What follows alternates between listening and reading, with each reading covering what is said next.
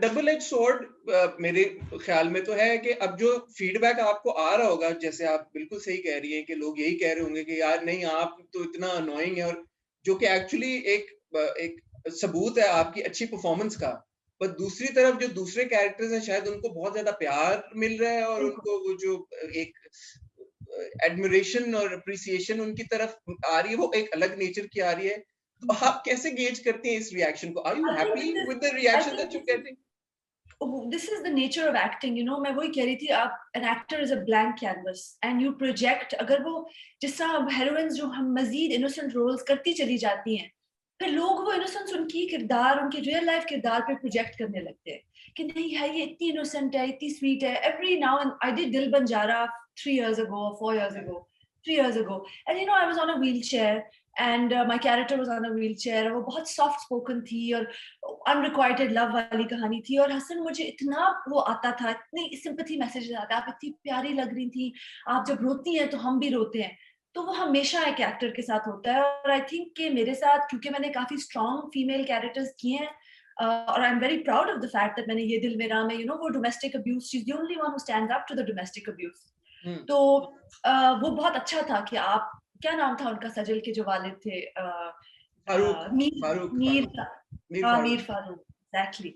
She is the only one who stands up to Mir Farooq. अब इधर गुल का तो होता है ऑब्वियसली, मुझे भी होता था कि यू नो, अब मुझे, आई एम नॉट गुल, बट कि आप क्या, आप यू नो, तो होता है बट ऑब्वियसली. मेरे दिमाग में ऐसे एक सवाल आया, इन हाइंडसाइट अगर हम पीछे चले जाएं और जी. आपको दोबारा गुल ऑफर हो, आप दोबारा गुल करना चाहेंगी, या आप उस वक्त बोलेंगी नहीं यार मुझे या कोई और कैरेक्टर दो, या आई रादर नॉट प्ले गुल देन आई प्ले वुड, गुल? Because I am a writer, I would say कि मुझे थोड़ी राइटर से बात करने दें और कहें कि इतना जो उसके डायलॉग्स इतने जो ब्लैक या व्हाइट हैं, उनको थोड़ा शेड्स ऑफ ग्रे लाने दें, और फिर प्रोडक्शन हाउस से बात करें कि गुल को भी थोड़ा कॉमेडिक करने दें. You know, like I think toxic लोग होते हैं जिंदगी में, उनको प्ले करना भी जरूरी है. अब ये नहीं है कि आप evil characters या villains को play ही ना करें, but there's a way of doing it, I think, and there's a way of writing them also. मेरा व्हाट्स योर असेसमेंट ऑफ गुल? क्योंकि मैं जब देख रहा था ड्रामा, मेरी दानिश भाई से भी बात हुई, मैंने उनसे भी ये सवाल पूछा, मैंने बोला यार कि ये समझ में आता है कि एक बहन है जो बहुत पोजेसिव है अपने भाई के जी. बारे में, और दानिश भाई ने भी यही बोला कि आपको पता है कि बहनें होती हैं जो बहुत पोजेसिव जी. होती हैं अपने भाइयों के बारे में, और बड़ी हद तक होती हैं। मुझे ये बात समझ में आती है, बट हम्म. फिर इस बहन का उस एक्सटेंट पे जाना जहां पे ये कह देना कि अच्छा शादी हो गई, क्या हुआ, तलाक दे दो, फौरन ही, हाँ, फौरन ही कि यार और तलाक दे दो, उसी फारिग करो, एपिसोड घर से और निकालो। उस एपिसोड से पहले कह रही है कि औरत से इस तरह बात नहीं करनी.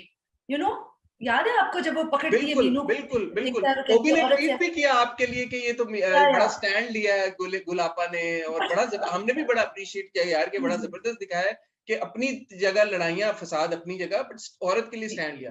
बट देन शी सेज कि नहीं तलाक दो फौरन, अभी दो।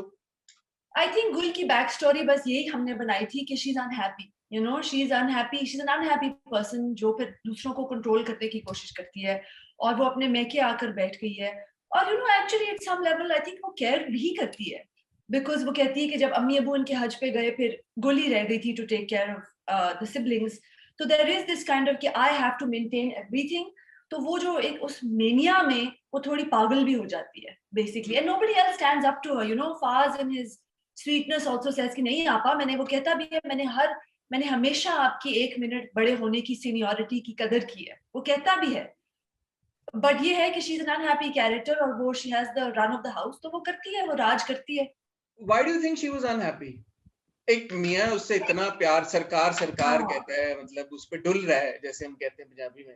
आई mean, I you'll have to ask Saima ji that. I think अब इतनी क्योंकि उनका लिखा हुआ कैरेक्टर, अब मैं उसकी बैक स्टोरी अपनी, I don't know. I mean to see say कि वो बे औलाद थी, अब वो क्योंकि वो स्क्रिप्ट में इतना नहीं कहती ना, बार बार तो नहीं कहती कि एक दो, मतलब I think may be in few instances she talks about how उसका बच्चा नहीं हुआ, वो थोड़ी फिर सॉफ्ट हो जाती है, आपने नोट किया होगा. जी जी बिल्कुल बिल्कुल।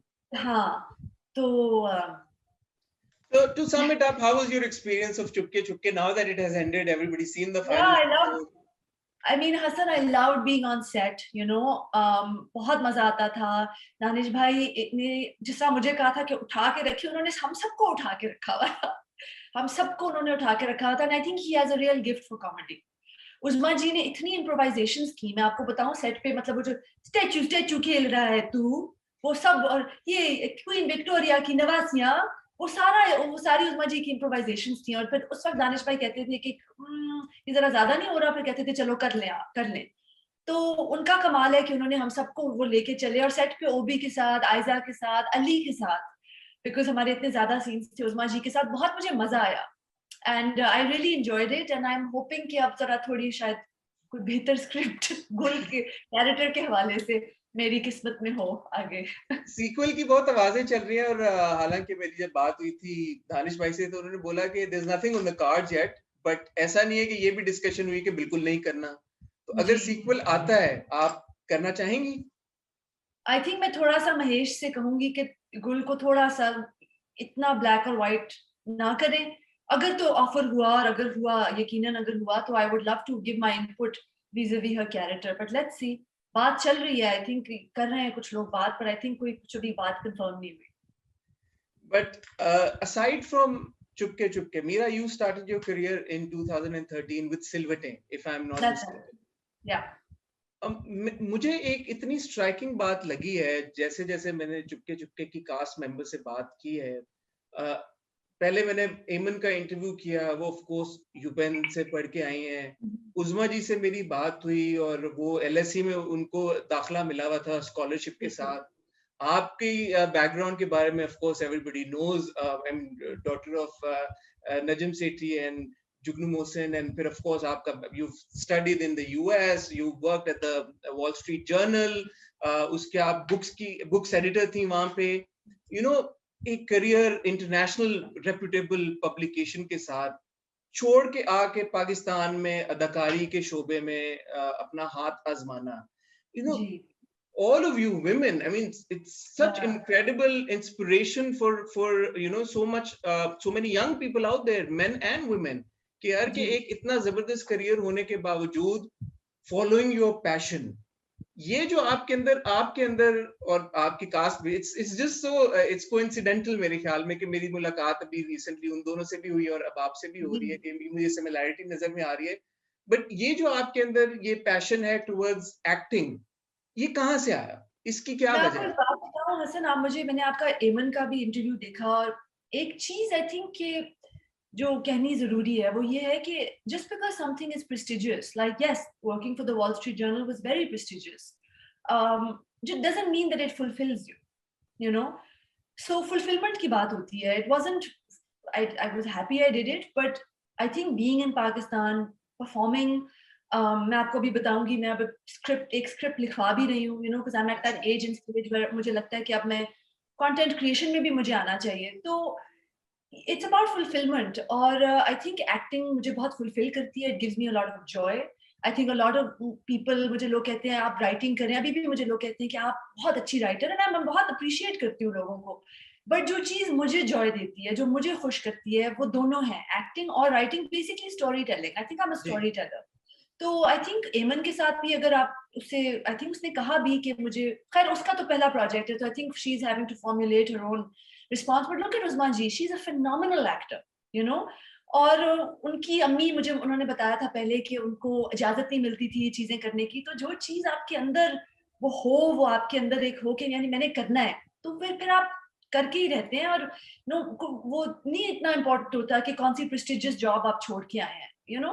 सो आई मैंने थिंक आपसे सवाल इसलिए भी ये पूछा, सॉरी मैं आपकी बात काट रहा हूँ, कि क्या आपको हमेशा से ये इंटरेस्ट था या over a period of time आपको रियलाइज हुआ कि नहीं यार मेरा असल इंटरेस्ट, जैसे आप कह रही हैं, स्टोरी टेलिंग की तरफ है, तो बिल्कुल। Perhaps the visual medium is more suited for me?